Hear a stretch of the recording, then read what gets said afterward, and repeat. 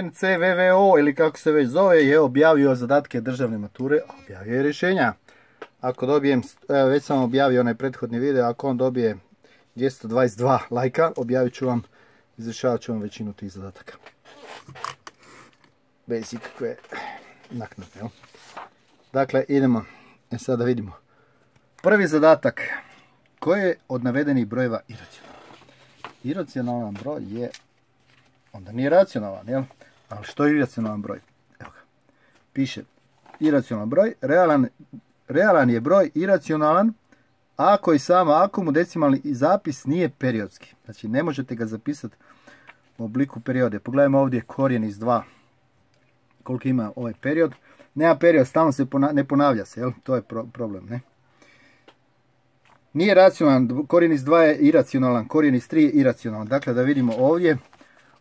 Ovaj je, čim ima ove točkice, period mu je 49. Ovaj ima period 777, rekao je. Znači, korijen iz 225 je 15, jel? Da vidimo, to se morate sjetiti. Korijen iz 225 je 15, znači i taj je racionalan. Znači, samo je ovaj iracionalan. I to zbog ovoga ovdje.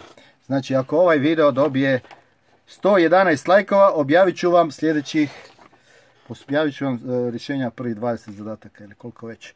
Ovaj drugi, to je prosječna ocjena, tog ćemo računati pješke. Da vidimo ovdje, ovog sam vam objasnio tamo, znači kako ćemo napisati. Najjednostavnije kod ovog zadatka napisati početna vrijednost je 100. Znači pišemo 100. Sad, povećanje je za 50%, puta 1,5.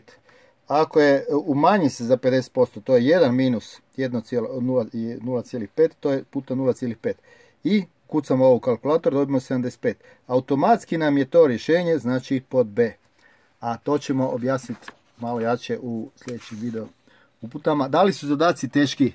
Pa tak, dalo se skrumpirati za 2. Teži su od onih prije par godina, ali nisu oni teški. A sad je zanimljivo, treba prebrojati koliko je istih i na višoj i na nižoj razini. B razina se malo pojačala i nema puno zadataka koje ćete riješiti direktnim ukucanjem u kalkulator. Znači zaboravite taj prolaz na kalkulator. Ali A razina se srozala jer ima ono 15-20 zadataka istih. Da vidimo, 7. zadatak, jel? Kako sam ga dobio, to sam objasnio u prethodnom videu, na parnu i neparnu lukav zadatak, ali to je težak za osnovnu razinu. Jer ovi koji idu na osnovnu baš se nisu dali truda. Ovo sam rekao uz onim zadacima spašavanje žive glave. Ovo je jednadžba pravca, graf linearne funkcije je pravac, znači taj radimo, kažemo x je 0, a možemo ga odavde crtati, znači 1 pa 2 desno i 1 dole, to je to. Pogledajte onaj prethodni video od 11 minuta, biće zabavno. Ako dobijem 111 lajkova, rješavam sljedeće zadatke, jedan po jedan ću izrješavati sve. Zašto?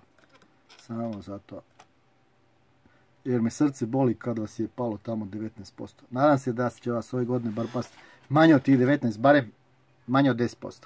Koji gledao moje video i pao je, onda je to stvarno. To što sam najavio, bar 10 zadataka koji su se pojavili.